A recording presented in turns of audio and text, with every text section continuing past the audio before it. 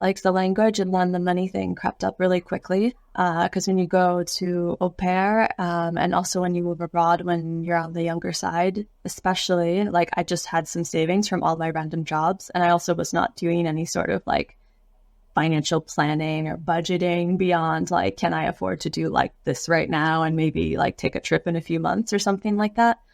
So the financial thing was really kind of took me by surprise because after my year in Paris, our Thibaut and I were doing really well, like on our relationship. So it was decided that I would move to Strasbourg and we would move in together and, kind of take that next step. And so it did take my language from like an A2, which is like, kind of confidently saying hello, to about a B2, um, depending on the day, but about a B2 where I could, comfortably hold a conversation and that sort of thing. So, but it was quite expensive. And the course was only 3 months long. So it was for 20 hours a week for 3 months. And at that time, that allowed me to renew my student visa for an entire year.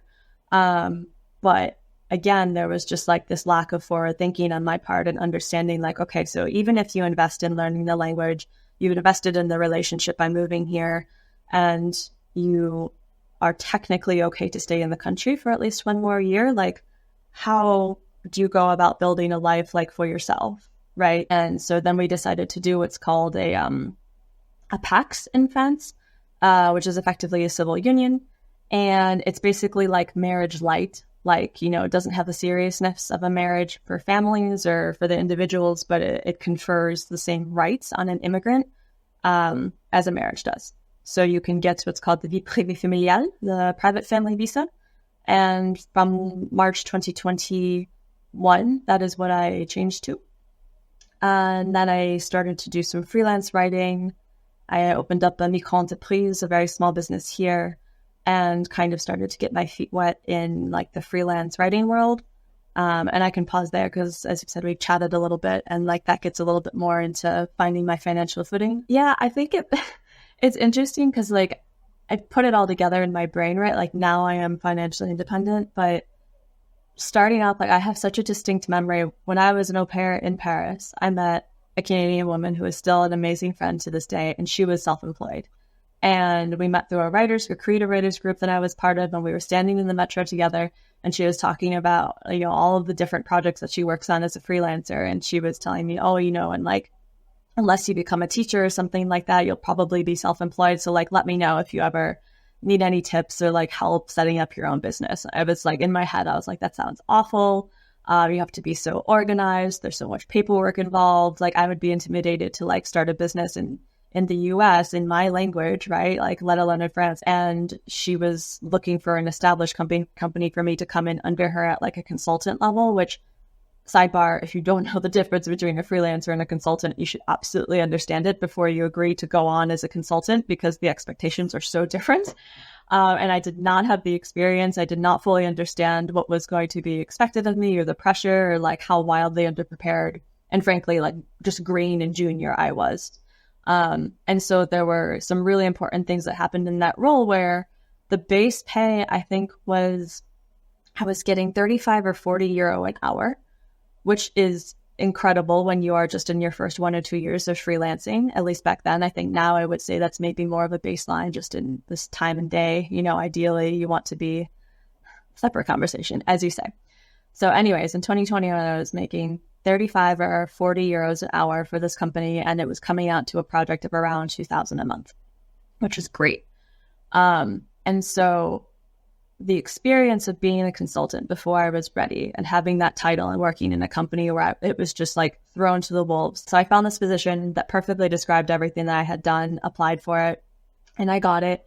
And that position ended up helping me find my niche in being a marketing consultant. Finally, I can say it confidently, a marketing consultant for US expat tax and financial firms.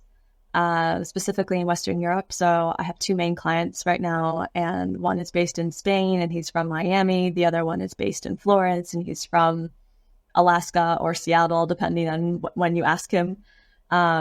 So it's just very aligned with who I am, which is a small business owner and an American living in France, right? I need to do my taxes. So that's definitely not the end of where you're at professionally, but also within your relationship. So I'm wondering what's next for you when it comes to your profession, but also to your private life. What are your next steps? Oh, big questions. So professionally, like I said, I have two main clients. Like I think of them as my anchors, both financially and then in terms of the priority that I give them in terms of my time and attention. And they're both younger, newer firms in the space. So I would say that when you're starting out, if you're starting out as I did, where it's kind of just a survival thing, it's unexpected, you truly don't have a skill set beyond I'm going to work hard and figure it out.